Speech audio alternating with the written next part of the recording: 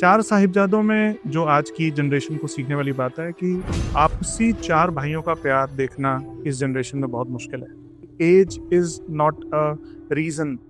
और फिर जिस तरीके से उनको रखा गया, जिस तरीके से इतनी ठंड के दिनों में उन्हें ठंडे बुर्ज में रखा गया, उनको खाना पीना नहीं, वो सहूलतें जो बेसिक नेसेसिटीज हैं वो भी नहीं दी गई। गुरु तेग बहादुर जी का बहुत ही सिंपल थॉट प्रोसेस था कि there should be freedom of religion.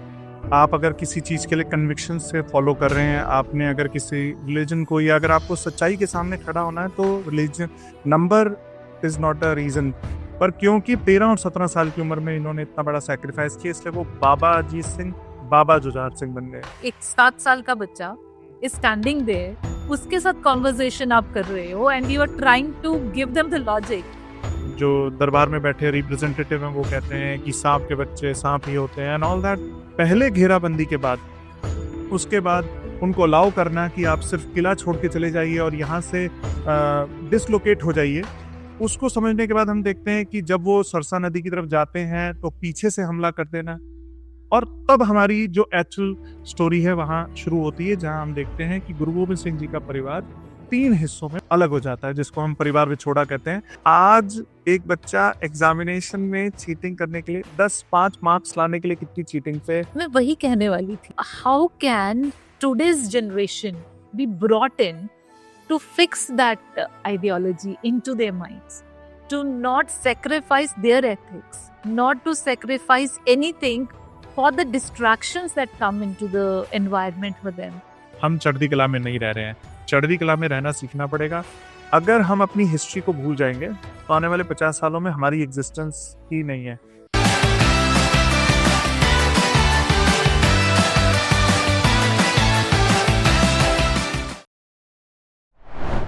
सूरा सो पहचानिए जो लड़े दीन के हेत, पुरजा पुरजा कट मरे कभू न छाड़े खे। सत श्री अकाल। I am Arvinder Kaur Pavla. I welcome you all to the podcast on SGT Pulse. And we welcome our guest today, that is Mr. Manpreet Singh Bajwa ji. Sir, welcome. Thank you.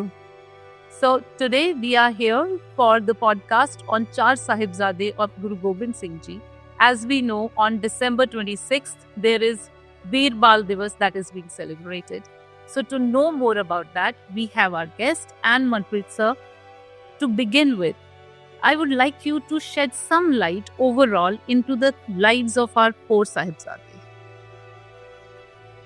चार साहिबजादे गुरु गोबिंद सिंह जी दे 4 साहिबजादे जिन्हां दा नाम अजीत सिंह, जुझार सिंह, जोरावर सिंह, फतेह सिंह है।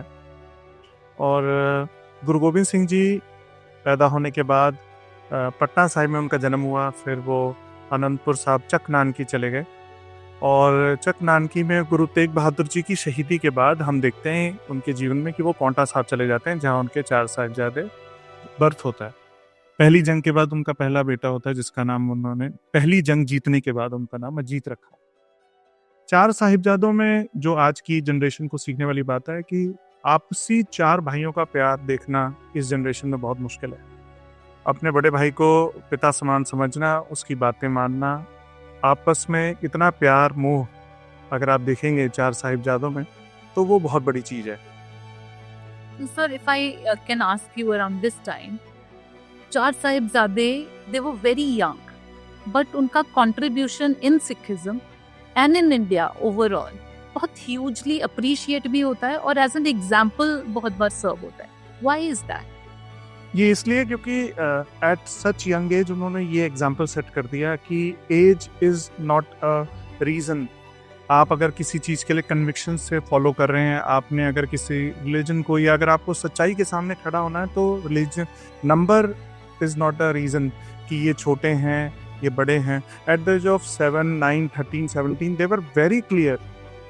जिस तरीके के माहौल में वो पैदा हुए, जिस तरीके से हमने उनको देखा बड़े होते हुए, तो हमें समझ में आया कि उनको इस तरीके की पेरेंटिंग ही मिली, ऐसा एनवायरनमेंट सेट हुआ कि they were fearless, they were very clear with the thought process.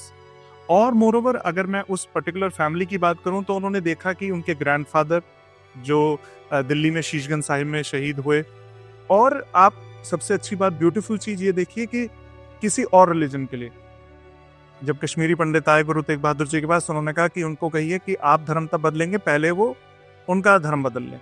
So it was for humanity, I believe. Exactly It was not a religion that they were focusing on. या मतलब कि हम यूं कह सकते हैं कि गुरु तेग बहादुर जी का बहुत ही सिंपल थॉट प्रोसेस था कि there should be freedom of religion का फ्रीडम हो, कि हर बंदा अपनी इच्छा से अपने इष्ट को पूछ सकता है। ये इतनी खूबसूरत चीज हमने गुरु तेग बहादुर जी में देखी कि उन्होंने कहा कि हर बंदे को स्वतंत्रता होनी चाहिए कि वो कोई भी धर्म मान सकता है, अपना सकता है और उसको पूछ सकता है। ये चीज गुरु तेग बहादुर जी में देखी, फिर यही इस परिवार के बच्चों ने वो चीज अपने आंखों में देखी। बट एक जो बहुत इंपॉर्टेंट पॉइंट है, these were youngsters, not even youngsters, kids, छोटे साहिबजादे 7 साल के। तो उनका तो उस टाइम पे उतना कन्विक्शन डेवलप होना, उतना फेथ होना उस चीज में, that is in itself a surprising thing for all of us.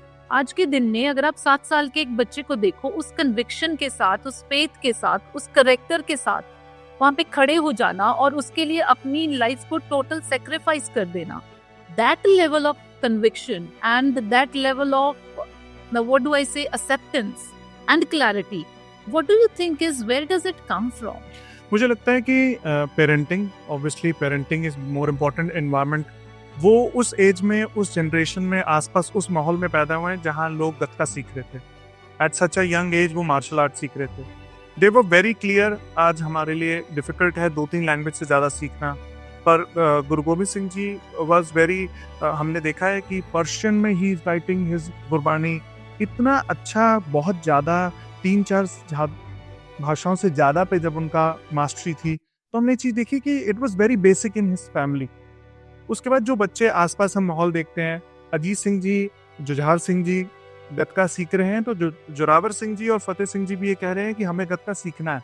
They were very inclined, और उन्होंने हमेशा अपने इस रिलीजन में जिस तरीके से वो कीर्तन करना, कीर्तन को समझना, जो चीज़ें उन्होंने 1704 में की हैं, आज हम 2024 में देख रहे हैं, तो वो चीज़ें बहुत हद तक डाइल्यूट हो गई हैं, क्योंकि हमने बहुत रिस्ट्रिक्ट कर दिया है।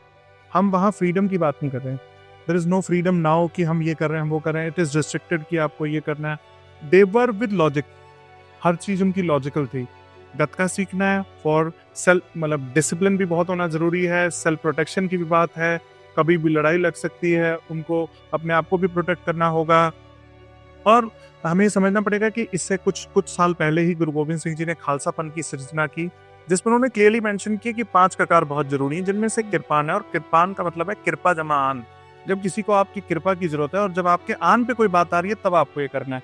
तो उनको पता था कि हमें मेंटली इस तरीके से अपनी जवानी में तैयार रहना है कि हमें हो सकता है किसी को हमारी कृपा की जरूरत हो, और या हमारे आन पे बात आए, तो we should be mentally prepared. चाहे वो सिर्फ, अगर हम बात करें अपने 6th गुरु श्री गुरु हरगोविंद साहिब जी, वो भी ये कहते थे कि संत के साथ सिपाही बनना पड़ेगा। वो चीजें जो हम देख रहे हैं कि आज सिर्फ नाम जपने के साथ साथ हमें फाइटिंग स्पिरिट भी इतनी स्ट्रांग होनी चाहिए कि हम डिफेंड कर सकें अपने परिवारों को, अपने देश को, अपने कौम को। तो उस हिसाब से वो एनवायरनमेंट उनका बिल्टअप होता चला गया कि उनको इन चीजों के लिए बिल्कुल रेडी रहना पड़ेगा। So this is about their character. Let us talk something about the history at that point of time, the situation. What was it? किस माहौल में ये सब कुछ हुआ, जिसमें ये सब घटना घटी, जिसमें ये सब sacrifices दिए गए? A little light on to that historical side.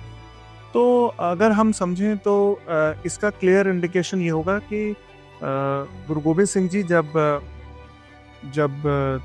Anandpur Sahib में थे, तो पहले फौज ने, 10 लाख की फौज ने उस किले को घेर लिया। एंड उनका बेसिक पर्पस यही था कि देखो, उस किले को घेरने का मोरल डाउन करना was the basic reason. Moral down करना, वीकन कर देना, और सिर्फ 700-800 सिखों के साथ उस किले में रहना, 7-8 महीने रहना, रसद का खत्म हो जाना, और उसके बाद लोगों को कंपेल कर देना कि उनके साथ जो जुड़े हुए लोग हैं, जो उसी समय 7-8 महीने उस घेरे में थे, वो रिलीजन छोड़ दें। उस समय हम शुरू करते हैं। तो गुरु गोबिंद सिंह जी ने जब खालसा पंथ की सृजना की, उसके बाद ही was very clear. People from all over the country, they were coming to meet him. वो उनको इतना फेथ रखते थे, उनके ऊपर इतना विश्वास रखते थे। कई बार ऐसा हुआ कि पहाड़ी राजाओं में अगर कोई बात हुई, तो Guru Gobind Singh ji as a adviser जाके उनकी लड़ाइयों को सॉल्व करवाना। जब उन्होंने खालसा पंथ की सृजना की, तो भी हमें देखने को मिलता है कि 5 प्यारे कहाँ दक्षिण से, गुजरात से, मतलब बिल्कुल एंड पॉइंट, इंडिया के एंड पॉइंट से भी, हिंदुस्तान के एंड पॉइंट से भी आके उस खालसा पंथ की सृजा में जुड़े। तो हमें देखने को मिलता है कि कितना ही वाइड स्प्रेड हो रहा होगा उस समय सिख रिलीजन, और गुरु गोबिंद सिंह जी के चाहने वाले कहाँ नहीं होंगे जो सब वहाँ पहुंचे। और तब उनको लगा, पहाड़ी राजाओं को या जो भी वहाँ मुगल्स थे, उनको लगा कि कहीं ना कहीं एक हमारे ही, in our state only there is a separate army which we can see growing politically which is very harmful for them. तो उनको लगा कि अब हमें इस चीज को तोड़ना पड़ेगा। पहले घेराबंदी के बाद, उसके बाद उनको अलाउ करना कि आप सिर्फ किला छोड़ के चले जाइए और यहाँ से डिसलोकेट हो जाइए, उसको समझने के बाद हम देखते हैं कि जब वो सरसा नदी की तरफ जाते हैं तो पीछे से हमला कर देना। और तब हमारी जो एक्चुअल स्टोरी है वहाँ शुरू होती है, जहाँ हम देखते हैं कि गुरु गोबिंद सिंह जी का परिवार 3 हिस्सों में अलग हो जाता है, जिसको हम परिवार विछोड़ा कहते हैं। जहाँ गुरु गोबिंद सिंह जी के साथ उनके बड़े 2 साहिबजादे अजीत सिंह और जुझार सिंह अलग हो जाते हैं और वो चमकौर साहब जी की घड़ी में चले जाते हैं। और वहीं उनके छोटे साहिबजादे उनकी माता गुजर कौर जी के साथ जुझार सिंह और फतेह सिंह अलग हो जाते हैं, और उनकी जो वाइफ हैं वो अलग दिल्ली की तरफ प्रस्थान कर लेती हैं। पर इसमें जो देखने वाली चीज है वो ये है कि गुरु गोबिंद सिंह जी 40 सिखों के साथ चमकौर साहब जी की घड़ी में जाते हैं, जहां उनको फिर इन मुगल्स के साथ फाइट करना पड़ता है, और 5-5 का जत्था बनाते हुए वो वहीं सब शहीद हो जाते हैं। पर ये देखिए, इसी परिवार की एक और ब्यूटीफुल बात हमने अभी बात की गुरु तेग बहादुर जी की, कि ह्यूमन राइट्स के लिए वो कैसे लड़े। आप डेमोक्रेसी देखिए रिलीजन में, कि 5 प्यारे गुरु गोबिंद सिंह जी को कहते हैं कि ये 5 प्यारे आपको आदेश करते हैं कि गुरु गढ़ी छोड़ के चले जाएं। गुरु गोबिंद सिंह जी जब ये 5 प्यारे 5-5 के जत्थे में लड़ रहे थे, 5-5 के जत्थे में लड़ते हुए उनको 20 में से 5 प्यारों का आदेश हुआ कि आपको गढ़ी छोड़ के जाना है। So if I may just ask, you are saying कि चमकौर की गढ़ी, जी, where they were surrounded by all the people, Mughals. did not the Mughal around them. Okay. तो वहां से वो चमकौर की गढ़ी रात को छोड़ के चले जाते हैं। फिर माछीवाड़े के जंगल से होते हुए वो अपना आगे टेन्योर पूरा करते हैं, जहां चमकौर साहब की गढ़ी में मुगलों के साथ और पूरी सेना के साथ लड़ते हुए 2 बड़े साहिबजादे शहीद हो जाते हैं, और छोटे साहिबजादे मोरिंडा से होते हुए उनका जो खुद का गुरु गोबिंद सिंह जी का रसोइया था गंगू को, उनको मोरिंडा जहां उनका कोतवाली थी वहां अरेस्ट हो जाते हैं। तो यहाँ पे before we move on to छोटे साहिबजादे, if I may just ask, हमारे बड़े साहिबजादे आपने अभी बोला कि वहाँ पे शहीद हो जाते हैं, तो शहीद हो जाते हैं, और आपने बोला कि 5-5 की टुकड़ियों में। Can you shed a little more light on to that, because I believe somebody who is sick on the cusp of adulthood, 17 साल के, है ना, तो 17 साल के अजीत सिंह जी उस टाइम पे गुरु जी ने उनको भेजा और वो लड़ाई करने बाहर गए in a group of 5 to fight people who were in thousands. इसको हम इस तरीके से रखते हैं कि गुरु गोबिंद सिंह जी ने नहीं भेजा। 2 टुकड़ियां जाने के बाद अजीत सिंह जी ने गुरु गोबिंद सिंह जी परमिशन मांगी कि गुरु साहब आप मुझे आज्ञा दीजिए, अब मुझे जाना है, अगली टुकड़ी में मैं जाऊंगा। भाई दया सिंह जी वहां उनके साथ प्रेजेंट थे और उन्होंने कहा कि नहीं, आपको इनको नहीं भेजना चाहिए, पर वो कहते हैं नहीं, मैं जाऊंगा, मुझे देश कौम के लिए मतलब मुझे इसी चीज के लिए प्रिपेयर किया गया है, मैं मेंटली इसी चीज से ग्रोन अप हुआ और मुझे यही समझना है, और यही वक्त है कि जब मुझे अपनी फैमिली में कुछ कंट्रीब्यूट करना है, क्योंकि वो फैमिली हम शुरू से जब हिस्ट्री और ट्रैक रिकॉर्ड देखते जा रहे हैं तो वैसे ही सैक्रिफाइस कर रहे हैं। तो पहले तीसरी टुकड़ी में अजीत सिंह जी जाते हैं, फिर जुझार सिंह जी जाते हैं अगली टुकड़ी में, और वहां भी वो जिस तरीके से जोश के साथ फाइट कर रहे हैं वो हमें देखना पड़ेगा कि इट इज ऑफ, ये ऐसा नहीं है कि ही वाज अनट्रेन्ड और वो गए और लड़े और 2 लोगों को तीर मार दिया, नहीं, he was fighting actually like a lion, जो सिंह हम अपने नाम के पीछे लगाते हैं, और उस जोश के साथ और उसके साथ कि यार हम ये लोग गलत हैं, इनका जो थॉट प्रोसेस है वो गलत है, और जो फ्रीडम हम जिस चीज के लिए लड़ रहे हैं और जो मेरे थॉट प्रोसेस है और मेरे रिलीजन के जो थॉट प्रोसेस हैं या फ्रीडम जिसके लिए मैं लड़ रहा हूँ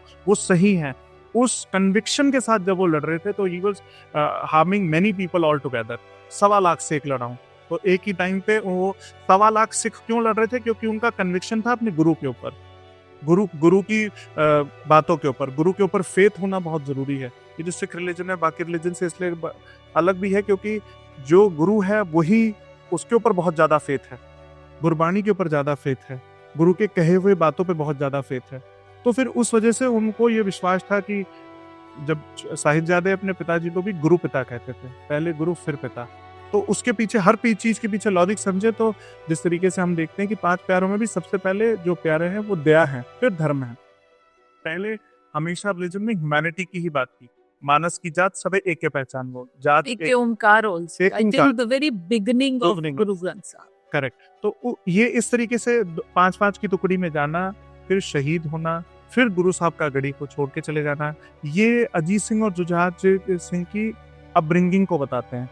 और यही हमें समझना पड़ेगा कि क्योंकि वो गुरु साहब के बच्चे थे इसलिए वो साहिबजादे थे, पर क्योंकि 13 और 17 साल की उम्र में इन्होंने इतना बड़ा सैक्रिफाइस किया इसलिए वो बाबा अजीत सिंह, बाबा जुझार सिंह बन गए। बाबा हम उनके साथ जोड़ते हैं जो बहुत एजड हैं और उन्होंने अपनी लाइफ में बहुत कुछ किया है। और ऑब्वियसली आपने बिल्कुल सही कहा, इस एज में हर पेरेंट भी हर ये सोचता है कि मुझे अपने बच्चों की शादी करनी है एंड ऑल दैट, बट यहाँ पर जो जिस तरीके से उनको फर्स्ट डे ही निडर होना सिखाया गया है, सच्चाई के साथ सीखना रहना सिखाया गया है और जुर्म के खिलाफ बोलना सिखाया गया है, बताया गया है कि ये गलत है, तो उस हिसाब से वो बच्चे उसी तरीके से मेंटली दे वर प्रिपेयर्ड। सो सिर्फ सिखाया नहीं गया, आई थिंक उनकी तो family, the entire family, Guru Tegh Bahadur ji से भी देखें, उससे पहले भी देखें, बट उन्होंने तो देखा, गुरु गोबिंद सिंह जी से देखो, आप गुरु तेग बहादुर जी से देखो, they lived it and they saw it, and I think what you see, what you experience is what stays with you more rather than what is taught to you.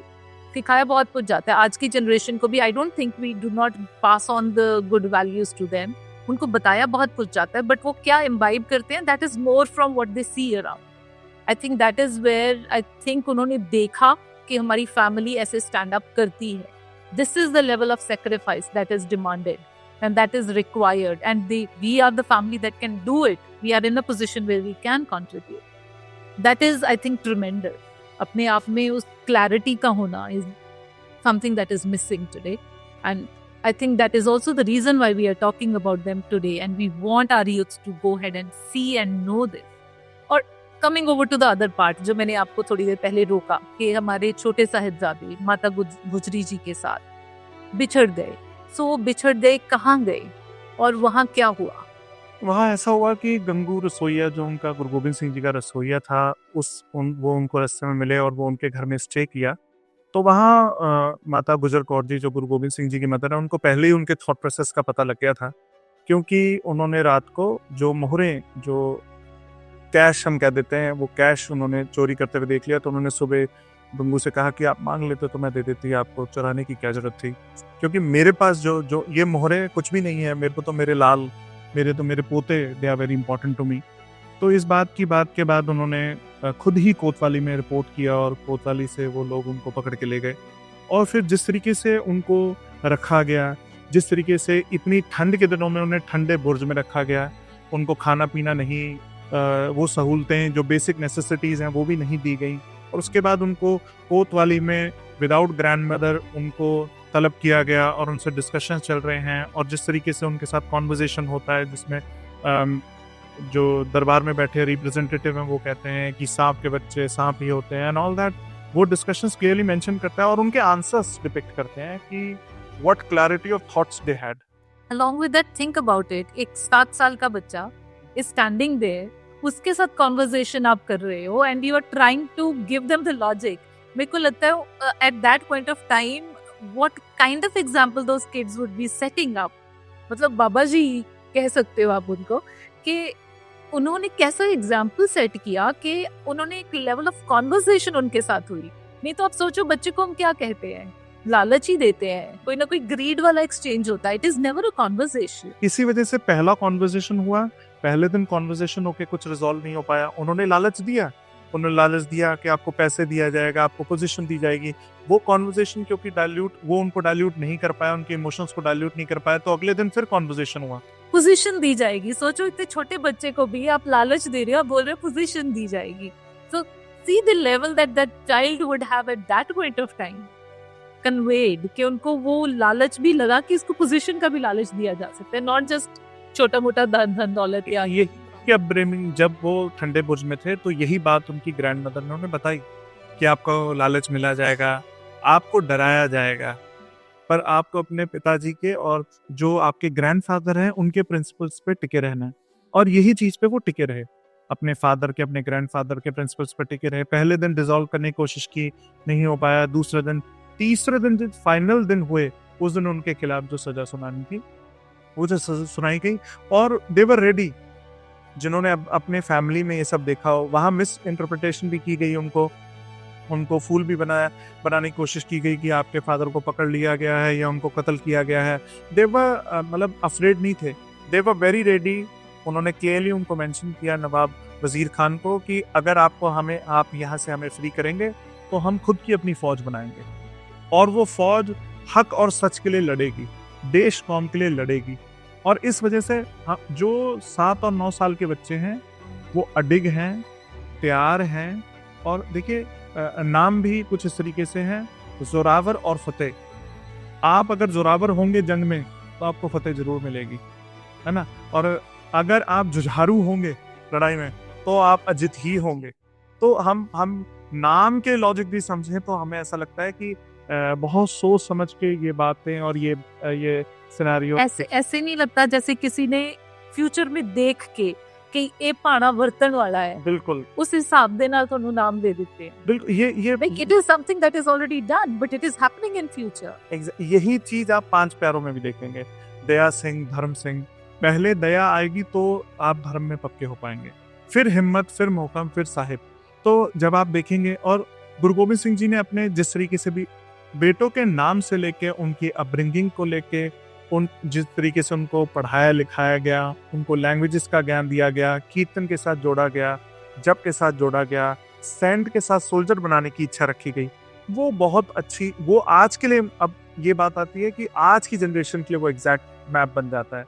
हम अगर आज समझें कि बच्चे कितने फोकस्ड हैं, तो हमें देखना चाहिए कि वो बच्चे, आज एक बच्चा एग्जामिनेशन में चीटिंग करने के लिए 10-5 मार्क्स लाने के लिए कितनी चीटिंग से, मैं वही कहने वाली थी कि how can today's generation be brought in to fix that ideology into their minds, to not sacrifice their ethics, not to sacrifice anything for the distractions that come into the environment for them, the dilemmas that come into their daily life. How do we inculcate it into them, or how can it be percolated into today's generation? Because Sahibzade at that point of time उन्होंने ये सब dilemmas को overcome किया। उन्होंने इन सब जो आप बोल रहे हो लालच भी दिया गया उनको डराया धमकाया भी गया, but despite all these pressures around, they were able to focus on to the core. So आज की जनरेशन हमें इतनी भटकी हुई दिखती है, उनको कैसे हम उस ठहराव की तरफ लेके जाएं? देखिए इसका बहुत ही बेसिक सा जवाब है, और वो जवाब ये है कि जब हम गुरबानी पढ़ रहे हैं तो उसका अर्थ समझें और अर्थ समझ के अपनी लाइफ में इम्प्लीमेंट करें। But Gurbani, see, this is where I would like to understand. Gurbani, generally, people think, how I understand Sikhism is, it is a way of life. It is not per se a religion. Anybody, हमने 5 प्यारों का भी अगर हमने जिक्र किया, all over India they came from. So it is a way of life. But आज के दिन में people look at it more as a religious text rather than interpreting as something that holds that gospel of truth to live your life. तो इस transition को हम कैसे overcome करें? जैसे गुरबानी में एक लाइन आती है, राज ना चाहूं मुक्त ना चाहूं मनप्रीत चरण कमलारे। आपका नाम भी है इसके।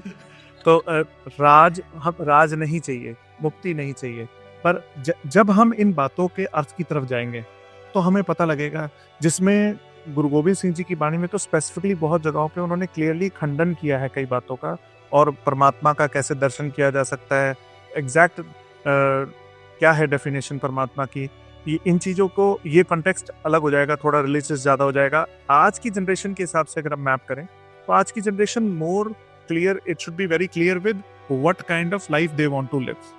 दे राइचसनेस की लाइफ जीनी है, ट्रुथफुल के साथ लाइफ जीनी है, और ये जो छोटे छोटे कच्चे लालच पे ध्यान देना है कि छोटी सी चीटिंग और 5 मार्क्स ज़्यादा, तो इन पे जाना है तो हम कितने ही स्टैटिक, मतलब हमारी लाइफ कितनी ही ज़्यादा, हम एम्बिशियस होना बुरी बात नहीं है, पर एम्बिशंस का जो पाथ है, वो शॉर्टकट्स जो हैं, वो थोड़े हमें समझने पड़ेंगे कि are they very necessary to, कि हमें हर छोटी छोटी चोरियां करके और उन पे उस तरीके से जाना है।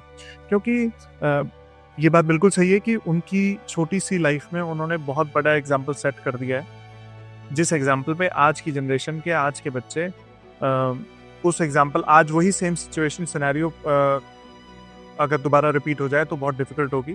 पर हम उसके बाद की हिस्ट्री देखें, उसके बाद हम बाबा दीप सिंह जी को देखें, या उसके बाद सिखिज्म के बहुत सारे ऐसे चैप्टर्स हैं जिनको हम दोबारा रिविजिट करें, उसमें क्लियरली मेंशन होता है कि उनके एग्जाम्पल की वजह से it gives a motivation to many people.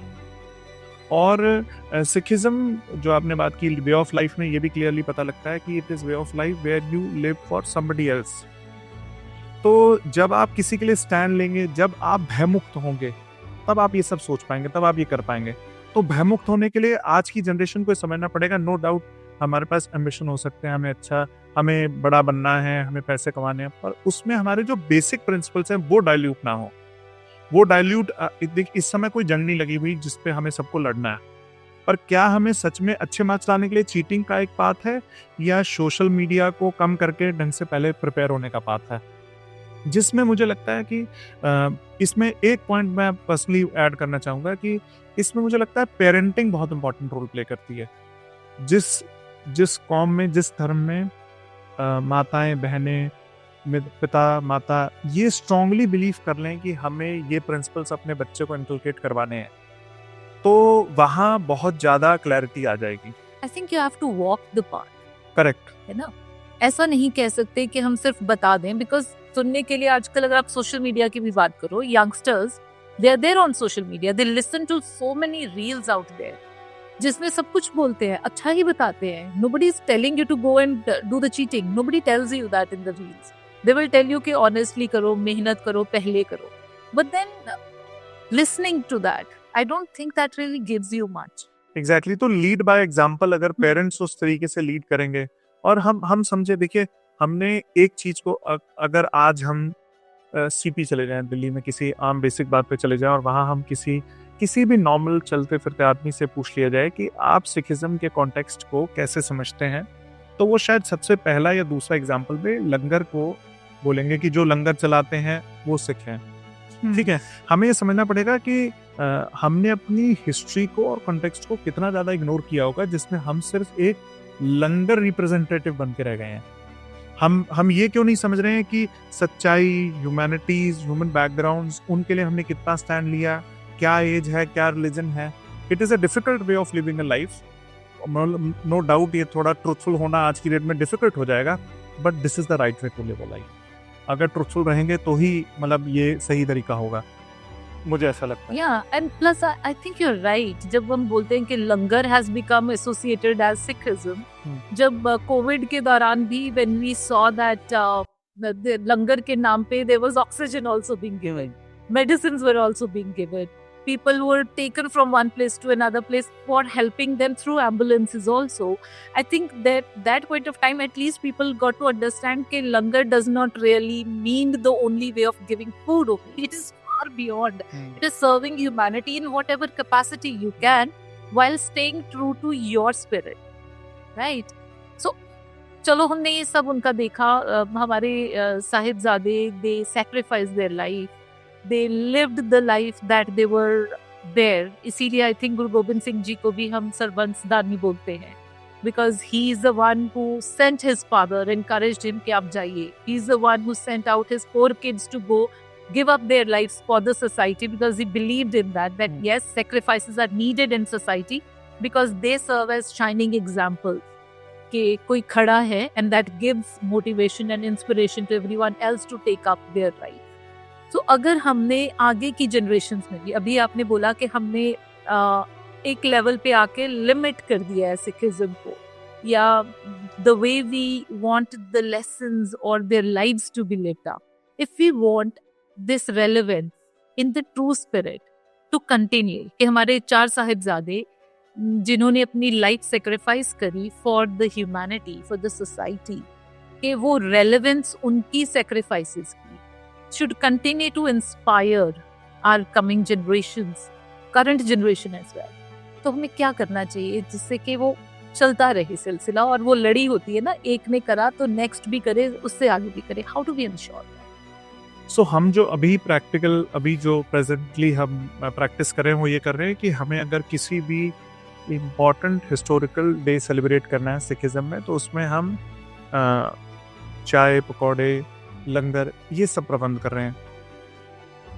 लंगर ज्ञान का भी हो सकता है, लंगर किताबों का भी हो सकता है। आज की डेट में इतना कुछ ऑनलाइन चल रहा है, तो ऑनलाइन सेमिनार्स भी हो सकते हैं। अगर हम अपनी हिस्ट्री को भूल जाएंगे तो आने वाले 50 सालों में हमारी एग्जिस्टेंस ही नहीं है। और हमें वो क्लियरली मैसेज स्प्रेड करना पड़ेगा कि सबसे पहले तो हमें ये समझना पड़ेगा कि if this is all about humanity, then only Sikhism should not celebrate it. Everybody should come forward and celebrate it. And they should celebrate it in such a way कि हम सब इकट्ठे होके समझ रहे हैं इस डे को सेलिब्रेट कर रहे हैं, इस डे को समझ रहे हैं। और मोस्ट इम्पोर्टेंटली ये हमें, अगर इस एज के लोग हमें समझा सकते हैं, इस एज में बाबा अजीत सिंह, बाबा जुझार सिंह, जोरावर सिंह, फतेह सिंह हमें समझा रहे हैं कि हमें ऐसे लाइफ जीनी है। अगर उस बात को फॉलो करते हुए, सिखिज्म को फॉलो करते हुए, या खालस प्योर रह के भी अगर कोई आदमी तो सिखिज्म से रिलेटेड है या नहीं है, पर वो ट्रुथ के, सच्चाई के रास्ते पे चला जाता है, that is how we inspire people. Celebrating just for 1 week is not good. Celebrating Sikhism itself is a good thing.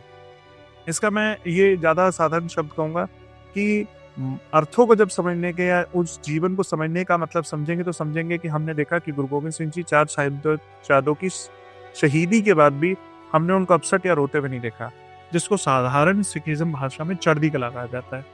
जब हम सुख और दुख को बराबर मान लेते हैं, सुख दुख दोनों सम कर जाने, जब these both things become equal, तो अगर आज उनकी लाइफ से हम ये समझ जाएं कि हमें हमेशा चढ़ती कला में रहना है, हमें हमेशा इस माहौल में रहना है कि इतना स्ट्रेस हो गया जीवन में, छोटे छोटे बच्चे इतना स्ट्रेस दे रहे हैं, डायबिटीज जैसी बीमारियां हैं, इसका मतलब हमें सुख और दुख का बैलेंस बनाना नहीं आ पा रहा है, हम चढ़ती कला में नहीं रह रहे हैं। चढ़ती कला में रहना सीखना पड़ेगा, स्ट्रेस को अवॉइड करना पड़ेगा, गुरु के साथ जुड़ना पड़ेगा। और अगर गुरु के बताए हुए रास्तों के हिसाब से जिंदगी जी जाएगी, चढ़ती कला में रहा जाएगा। हमें इमोशनल होके हफ्ता अपसेट नहीं होना है कि ये हफ्ता ऐसा हुआ। हमें उनके पाए हुए जो उन्होंने रास्ते, जिस रास्ते पे उन्होंने हमें डाला है, उस रास्ते को जिंदगी भर जीना है। जितना चाहिए उतना परमात्मा से, जो मांगे ठाकुर अपने से सोई सोई देवे। जब हमें पता है देने वाला वो है, उससे उतना मांगो जितना हमें चाहिए। और उसके बाद उनके बेसिक प्रिंसिपल्स को फॉलो करते हैं। हम ये भी समझे कि देश सेवा बरमुए हैं, शुभ कर्मन पे कभी न टरो। तो हमारे सच्चे कर्मों से हम बिल्कुल पीछे ना हटें, हम सच्चाई से कभी पीछे ना हटें। SGT also believes in spreading education. ये जो एजुकेशन है ये बहुत इंपॉर्टेंट है। तो अपनी लाइफ को इस तरीके से कंट्रीब्यूटर बनना है कि सिर्फ लंगर प्रसादे की जगह और भी हमारी लाइफ ऐसी हो कि एक एग्जाम्पल सेट हो जाए कि हमने अपनी लाइफ में कुछ ना कुछ कंट्रीब्यूट किया है।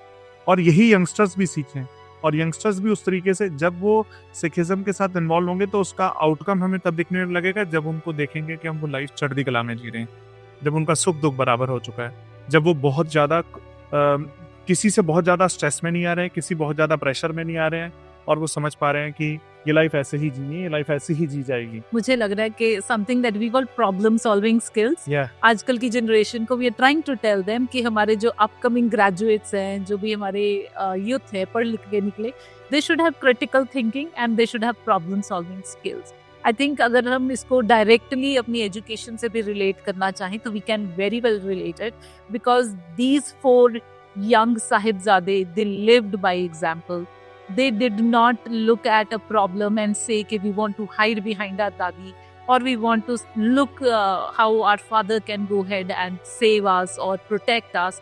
They were the ones who said कि नहीं, हम आगे बढ़ेंगे, इस सिचुएशन को हमने जांच लिया है, अब हम आगे बढ़ेंगे, इसको सोल्यूशन की तरफ लेके जाएंगे, and we will in the process they actually became such living examples for all of us to go ahead and take it up. So in the end, I would say, as sir said, Chaddi Kala is something that everyone, irrespective of whether you follow Sikhism or you follow Islam or you follow Hinduism or you're a Christian, I think everybody says कि बहुत ज़्यादा किसी एक चीज़ में बहाव में आके नहीं करो. Have a equilibrium in your mental space, in your emotional space. And that is what was propagated as well. So on that note, I would say everyone, go ahead, live your life with truth, सच्चाई के साथ, अपनी ethics के साथ, अपनी clarity के साथ go seek that out wherever you are and live your life with truth, with equilibrium, with that clarity that yes, we are here not just for us, not just for our selfish means, we are here for the humanity also. We are here for the society as well. So let us make our hearts go big and grow in that sense. And on that note, thank you so much. And sir, thank you so much for shedding the light onto this important aspect. और जो आपने अभी last में line बोली है उसको मैं गुरबानी के लाइंस में बता देता हूँ कि नानक नाम चढ़दी कला तेरे पाने सरबत दा भला Sarbat da pala. Done. Thank you so much.